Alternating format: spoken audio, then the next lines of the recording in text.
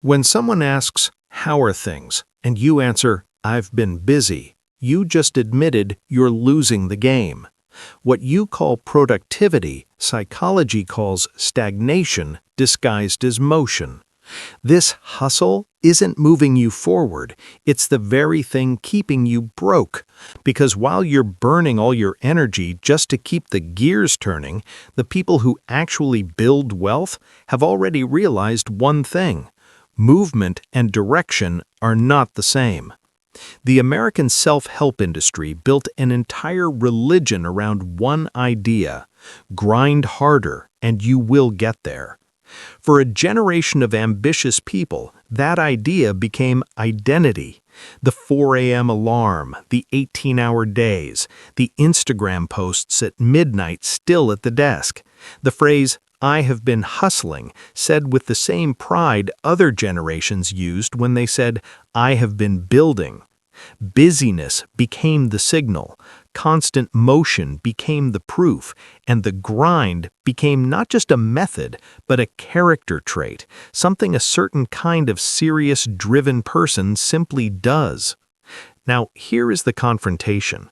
The people who grind the hardest are often not the ones who build the most, not even close. Look around you. Not at the content, not at the highlight reels, not at the carefully curated stories about the hustle, at the actual outcomes. At who 5 years and 10 years from the start has built something real, something that compounds, something that does not require them to keep running to stay in place. The person grinding 12 hours a day, responding to every message within minutes, documenting every move, broadcasting every milestone, that person is often in roughly the same financial position they were in 3 years ago, moving a lot, advancing very little. And the person who seems almost unhurried, who takes long walks without a destination, who thinks before responding, who disappears for entire afternoons and does not post about it, that person is quietly building something that most people will look at years from now and call an overnight success. But here is the strange part.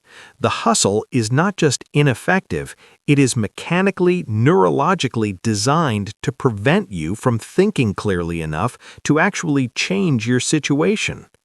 Think about someone you know who's been grinding for years, not dabbling, genuinely working hard, genuinely committed. Ask yourself honestly, is their life fundamentally different from 3 years ago? Or are they just better at staying busy?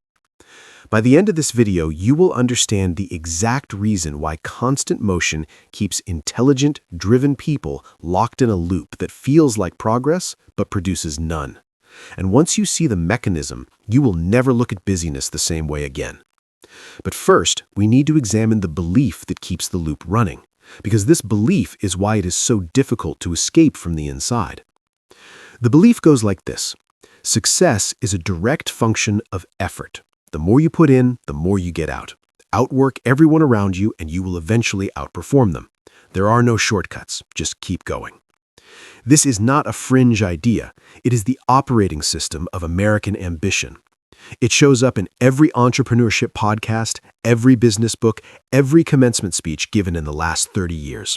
Outwork your competition. Sleep when you are dead. The grind does not lie. These are not just phrases, they are a worldview. And that worldview is so embedded in how Americans understand success that the idea of questioning it feels almost irresponsible, like questioning whether showing up matters or whether commitment is worth something. And the belief is not entirely wrong. Effort matters, consistency matters, beginning matters. The problem is not the work. The problem is what the belief says about what kind of work produces what kind of result. Think about someone who has absorbed this completely. He feels guilty reading a book that is not directly applicable to his business. He feels anxious on a Sunday with nothing scheduled. He carries a faint but persistent discomfort whenever he is visibly producing something. A slow week does not just feel unproductive to him, it feels like a character flaw and not just an absence of urgency. That person is not unusual. That person is the majority of ambitious, driven people in the American workforce right now. and they are living inside a belief that feels so obviously correct that the idea of examining it has never seriously occurred to them. Most people never realize this. The belief is not completely wrong. It is wrong in a specific and consequential way. It assumes that the thinking required to make good decisions about money, direction, and leverage operates on the same principle as physical output: more in, more out. But certain types of thinking do not work that way. They require conditions that the hustle is specifically structured to destroy. There's a mechanism behind this. It is not complicated, and once you understand it, a great deal about why driven people stay stuck begins to make sense. Pay close attention to what happens next. Two people enter the same professional environment with comparable skills, comparable ambition, and comparable starting points. One operates at the pace the culture rewards. The other operates differently, and the divergence between them, measured over a decade, tells you nearly everything you need to know about what actually drives financial outcomes. The first person is always in motion. His calendar has no white space. He responds to messages within minutes, regardless of the hour. He is perpetually catching up on something. When he is not working, he is consuming content about working. Podcasts, newsletters, courses, all of it processed at double speed to maximize efficiency. He feels most like himself when things are pressing. When nothing is urgent, something feels wrong. That slight discomfort of an unscheduled afternoon drives him back to the inbox before he has time to examine why. The second person moves with a different rhythm. She is harder to reach. She has long, unscheduled blocks in her week that serve no declared purpose. Not meetings, not tasks, just time. She takes walks that have no productivity objective. She sits with decisions longer than feels comfortable. She does not fill every transition with audio. By every visible metric of hustle culture, she looks less committed, less serious, less hungry. And this is where things become interesting. A decade in, the second person has built equity in two businesses, a real estate position, and an investment portfolio generating passive income. The first person has a respectable consulting income, roughly $190,000 a year, that requires him to work at full intensity to maintain. Remove him from the equation for 6 months, and the income largely stops. Remove her, and most of what she has built continues running. This is not a story about talent. It is not a story about luck or timing or connections. It is a story about cognitive state, the way your mind is actually functioning at the moment you make your most important decisions. And cognitive state is not fixed. It is the direct product of the habits, rhythms, and conditions you create for your own mind. Here's the research that explains why. Harvard economist Sendhil Mullainathan and Princeton psychologist Eldar Shafir spent years studying what chronic pressure and urgency do to the functioning of the human mind. What they found was not a metaphor, it was measurable. People operating under the kind of constant urgency that the grind produces, the scarcity of time and attention that comes from never stopping, performed at cognitive levels the equivalent of 13 IQ points below their baseline. Not because they were less capable, because the mental bandwidth that urgency consumes is the same bandwidth that strategic and self-reflective thinking requires. The hustle is not making you sharper, it is making you duller, and the productivity it appears to generate is masking a deficit that compounds quietly in the background until years have passed and the trajectory has barely shifted. Imagine a man who started a marketing agency in his early 30s. He built it the way the culture said to: hustle, referrals, content, networking, always on. The business grew to around $400,000 in annual revenue. And then, for 3 straight years, it stayed exactly there. He brought in consultants. He rebuilt the website. He launched new service lines and adjusted his pricing twice. None of it moved the number. The answer was not in any of those places. The answer was in a pattern in his own decision-making, a specific discomfort with delegation that kicked in every time growth required him to release control of client relationships.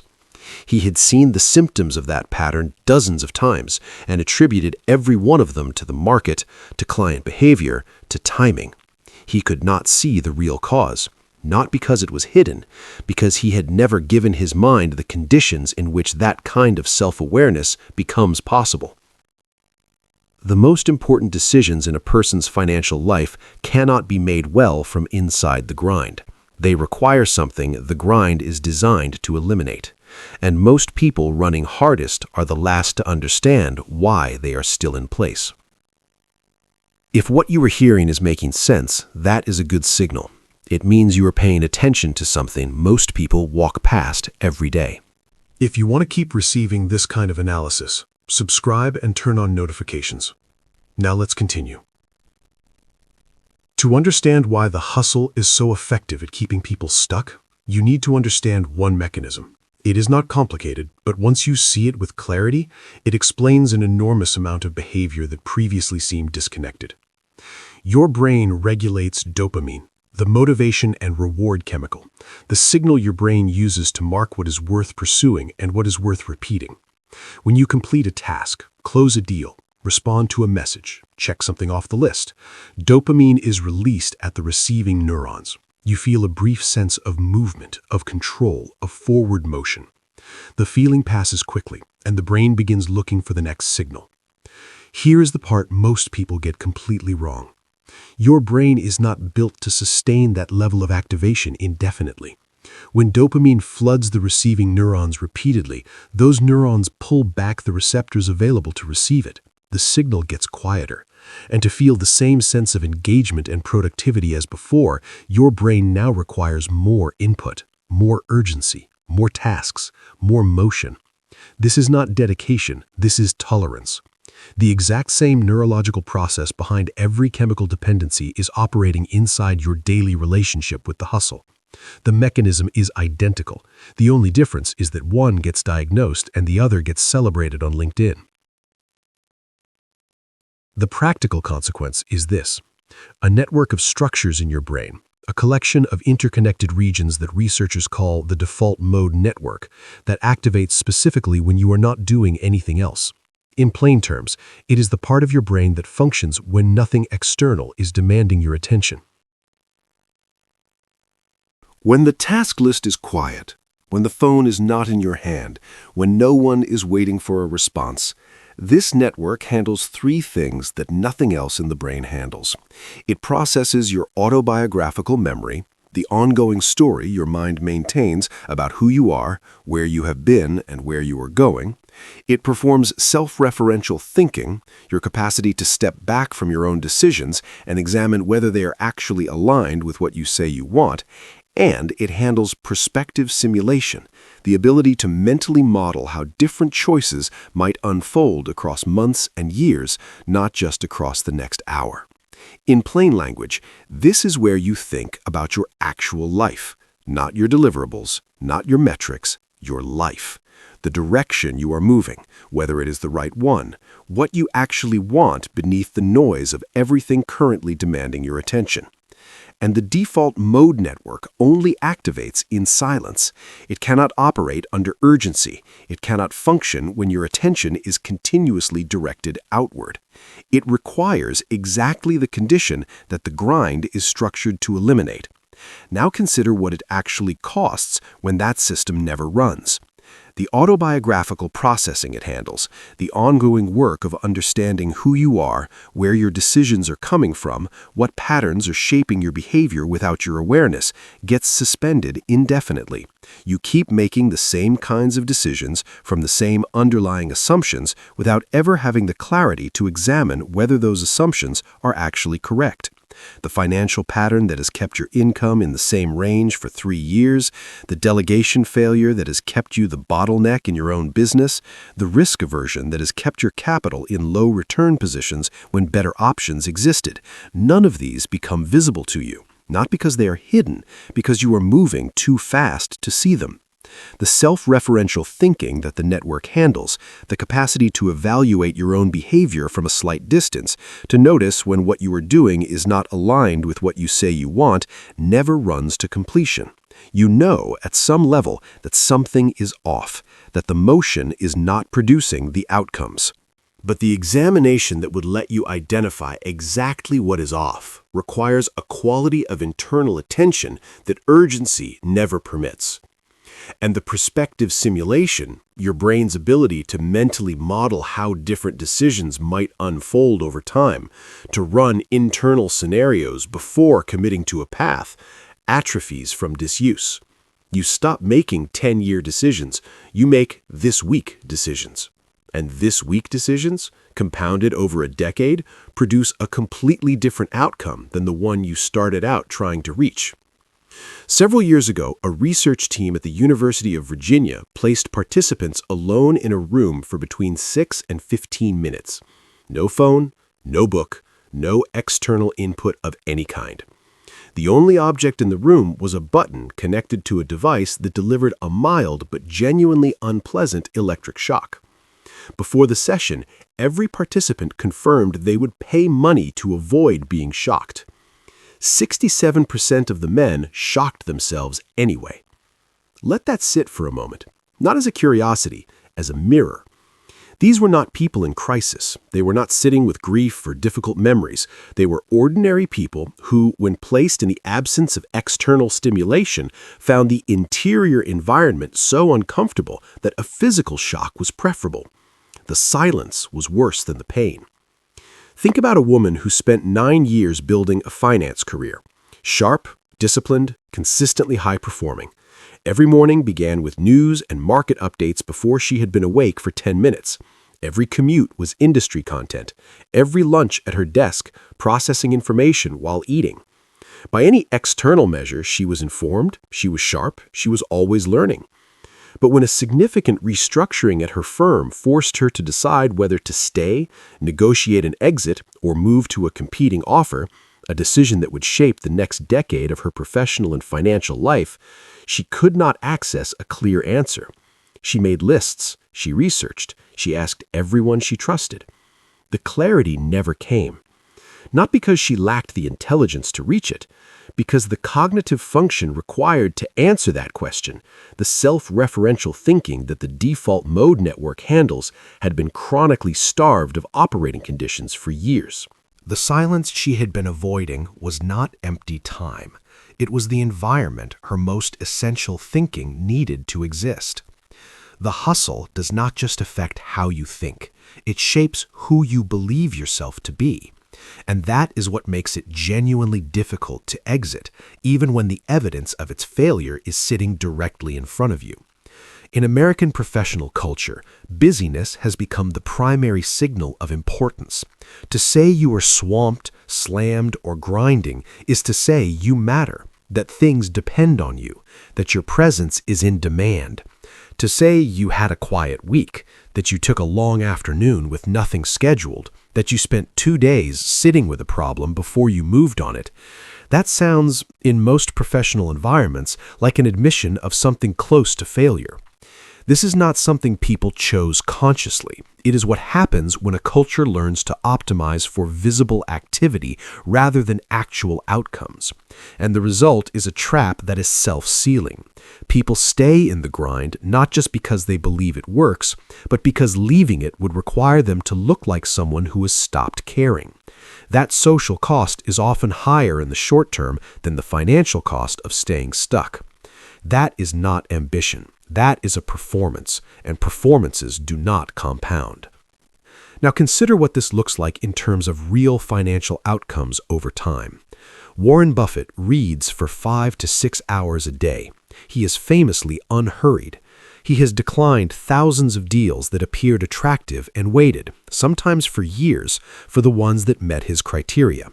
He has compounded Berkshire Hathaway at approximately 20% annually since 1965, producing a total return that exceeds 5 million%. That is not the result of hustle.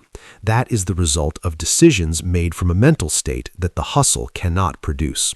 Sustained, deliberate, quiet thought applied to questions that require exactly that kind of attention to answer correctly.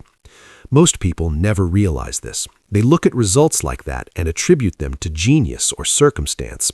They do not see the systematic creation of cognitive conditions that made those results possible.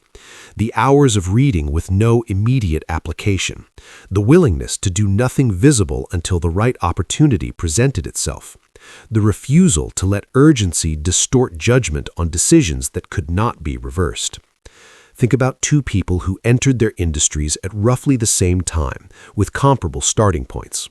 The first responds to everything within the hour, attends every networking event, generates content constantly. He looks, from the outside, like someone building aggressively. By year 8, his income is around $175,000 from a practice that requires his daily presence to function. Stop him, and it stops. The second person declines more than she accepts. She does not fill every gap in her schedule. She is, by the metrics of hustle culture, less visibly impressive. By year 8, she holds equity stakes in 2 small businesses, investment positions generating passive income, and a professional reputation that brings opportunities to her rather than requiring her to pursue them. That is not luck. That is the compounded result of better decisions made consistently over time from a better mental state. And the mental state is not a personality trait. It is the product of conditions a person creates, or fails to create, for their own thinking. Think about the contrast in daily financial behavior between someone inside the grind and someone who has deliberately stepped outside it. The person always hustling never has time to review where the money is actually going. They respond to financial decisions reactively, based on what feels pressing right now, not what makes sense across a decade. They know they should look at their investment position, their pricing model, their cost structure. But there is always something more immediate, and the more immediate thing always wins. The person operating from stillness does that review. Not because they are more disciplined in a conventional sense, because they have created the space where it naturally happens. And that review, done consistently over years, produces adjustments that compound, small reallocations of capital, a pricing change that raises margins, a cost that gets cut because the review made it visible. None of these feel dramatic in the moment. Over a decade, they are the difference between a salary and a portfolio. Once you understand this, many things start to make sense. The hustle promises leverage. What it actually delivers is a high-speed loop with a fixed ceiling. And the ceiling is not the market, and it is not the economy, and it is not the timing. It is the mental state from which every decision in that loop gets made. And this changes everything. There are 3 shifts in understanding that produce the most significant change in how a person relates to the grind. Not rules to implement through willpower, not habits to track in a nap. Shifts in how you interpret what is actually happening when silence feels like the only responsible choice. The first shift is this: stillness is not laziness. It is the highest form of cognitive work available to you. Every culture that glorifies the hustle makes the same category error. It treats visible activity as a proxy for productive work, and for certain kinds of work, execution, implementation, delivery, that proxy holds. If you need to ship 1,000 units, the person working 12 hours ships more than the person working 6. But the decisions that actually move a financial trajectory are not execution decisions. They are judgment decisions. When to build equity rather than income. When to exit a position that is running well but is approaching its ceiling. Which partnership creates compounding and which one just creates more work. How to restructure the model so it generates returns without requiring constant personal presence. That kind of thinking cannot be produced under urgency. It can only be received in stillness. And the person who understands that, who deliberately creates the conditions for it, does not work less. They work on different things from a different mental state and produce decisions that the person grinding 12 hours a day simply cannot access. When you maintain calm in a situation that is pressing for panic, you are not being passive. You are accessing a mental state that urgency destroys. You can see the situation from further away. You can identify the option that was not visible from inside the pressure. You can make the decision that the grind would have made quickly and badly, now made carefully and correctly. The second shift is about what boredom actually is. Most people treat unstructured time as a gap to be filled immediately. The commute becomes podcast time. The waiting room becomes scroll time. Every transition, every moment of low stimulation gets loaded with input. And in doing so, people eliminate the only conditions under which the default mode network, the part of the brain that handles direction, self-evaluation, and future planning, can do its work. Boredom is not empty time. It is the operating environment for your most important cognitive function. The business problem that has been unresolved for 6 months, the financial pattern you have sensed but cannot name clearly, the decision you keep circling without landing, these things do not surface during the podcast. They do not arrive in the content feed. They arrive in the silence, in the long drive with no audio, in the morning before you reach for the phone, in the 30 minutes that most people cannot tolerate without reaching for something. The people who have learned to sit in that space without escaping it are not wasting time. They are doing the cognitive work that everyone running harder is too busy to do. And the results of that work are not visible in the moment. They are visible in the quality of the decisions those people make over years and decades. The third shift is the hardest to accept. Speed is not leverage. Rhythm is. The person processing 20 urgent tasks per hour is not building a cognitive advantage over the person sitting quietly with one significant question. They are building a tolerance that makes reactive thinking progressively easier and strategic thinking progressively impossible. They are training their brain to function at a speed that is excellent for execution and catastrophic for judgment. That is not discipline. That is a trap that compounds in one direction only. The person who moves deliberately, who creates long intervals between major decisions, who is slower and quieter than the environment around them demands, is not behind. They are the only one in the room making decisions from a mental state where genuine judgment is possible. And judgment applied consistently over a decade is what separates a salary from a portfolio. Every time. Not sometimes. Consistently. But the real question is different. Not what happens to ambitious people in general when the hustle takes over. The research is clear on that. The mechanism is clear.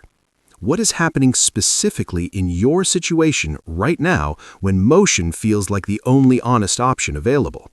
What are you not seeing? Most people, if they sit with that question long enough without immediately redirecting to something pressing, can identify something specific. A financial decision that has been pending for months because every time it surfaces, something more urgent displaces it. A pattern in how their income moves or refuses to move that they have noticed but never had the stillness to examine with full attention. A direction in their career or business that has accumulated so much momentum that stopping to question it feels genuinely dangerous, even though somewhere below the activity, some part of them already knows what the answer would be. Think about the last time you were close to something. A decision you could feel was significant, an opportunity that required you to stop, think, and commit to a direction. What happened next? For most people operating inside the grind, what happened is that something more immediate arrived. The decision got deferred, and then it got deferred again. And the longer it sat, the more the urgency of everything else made it feel less real, until eventually it felt like it had simply been the wrong moment, the wrong idea, the wrong timing.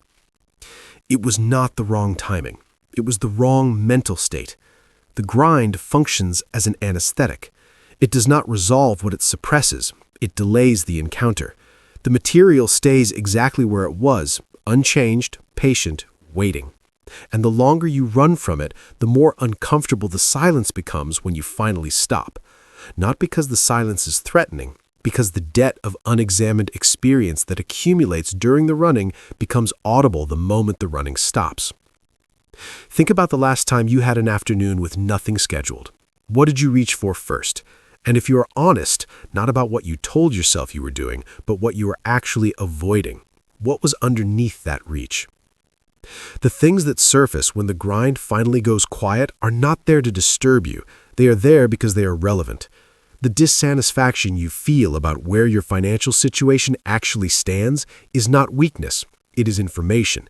Accurate, specific, and actionable information about the gap between where you are and where you already know you should be going. The question that keeps returning, the one you keep burying under urgency and tasks and content, is the one your mind has determined is worth your full attention. It keeps arriving because it matters, because you have not answered it yet, because the answer requires exactly the kind of thinking that only becomes possible when the motion stops. And the people who have learned to stay in that discomfort, who have learned to let it speak without escaping, have access to a quality of self-knowledge that most people are unknowingly living without. That self-knowledge is not a soft advantage. It is the actual input for every decision that compounds. At some point, the hustle stops being a strategy and starts being a story. A story about what kind of person you are, about how seriously you take your ambitions, about what it costs to want something real. And stories are much harder to examine than strategies, because examining them requires you to stop performing them long enough that ask whether they are actually working. Most people never do that. Not because they lack intelligence, and not because they do not care. Because the grind, by design, never pauses long enough for the examination to occur. There is always another deadline, always another deliverable, always a reason why this particular week is not the right time to slow down and look clearly at where all of this motion is actually leading. But here is what that pattern produces, measured not in weeks, but in decades. A person who has spent 10 years grinding arrives with an impressive record of activity and a financial position that does not reflect it. Not because the work was not real, because the work was always reactive, always shaped by what arrived most recently, never directed by a clear, examined understanding of where they were actually trying to go, or what was actually standing between them and it. The most consequential financial decisions a person will ever make, when to convert income to equity, when to exit a position that is performing well but is approaching its ceiling, when to stop running a business that is running you, those decisions cannot be made well from inside the grind. They require exactly the cognitive conditions that the hustle is structured to eliminate. And the people who wait for a quieter time to make them often find that the quieter time never arrives on its own, because the grind does not generate quieter times. It generates more grind. And this is what changes when someone finally steps outside the loop. They do not become less ambitious, they become more precise. They work on fewer things that actually move. They take longer to decide and make better decisions as a result. They stop measuring their commitment by the number of hours they can visibly account for and start measuring it by the quality of the moves they make. They build things that do not require them to keep running, to remain standing. And the outcomes, measured over years, look nothing like the outcomes of people who simply worked harder. The grind promises momentum. What it actually delivers for most people who live inside it long enough to examine the results honestly is a high-speed loop with a fixed ceiling. And the ceiling is not the market. It is not the economy or the timing or the competition. It is the mental state from which every decision inside that loop is made. There is a particular kind of clarity that only arrives in stillness. Not the clarity of knowing what to do next, the clarity of understanding your own situation accurately, where the real constraints are, what the real opportunities look like, which of the things you are running toward actually matters, and which is just noise. That clarity cannot be imported from a podcast or a book or a course. It can only be generated internally from the kind of sustained, self-referential thinking that the default mode network was built to produce. And it requires the one condition that the hustle has been systematically destroying. Most people will spend a significant portion of their working lives believing the problem is effort, that they need to work harder, grind longer, optimize more aggressively. The problem is almost never effort. It is access to the mental state that urgency destroys and silence restores. The state where your most important thinking actually happens. The state where the decisions that compound rather than simply run become visible and become possible. You do not need to become someone who does less. You need to become someone who thinks from a different place. The hustle is loud. It is visible. It feels like proof of something. But the work that actually builds something, the quiet, unhurried, deliberate thinking that produces judgment rather than just output, looks from the outside like nothing at all. And it is everything.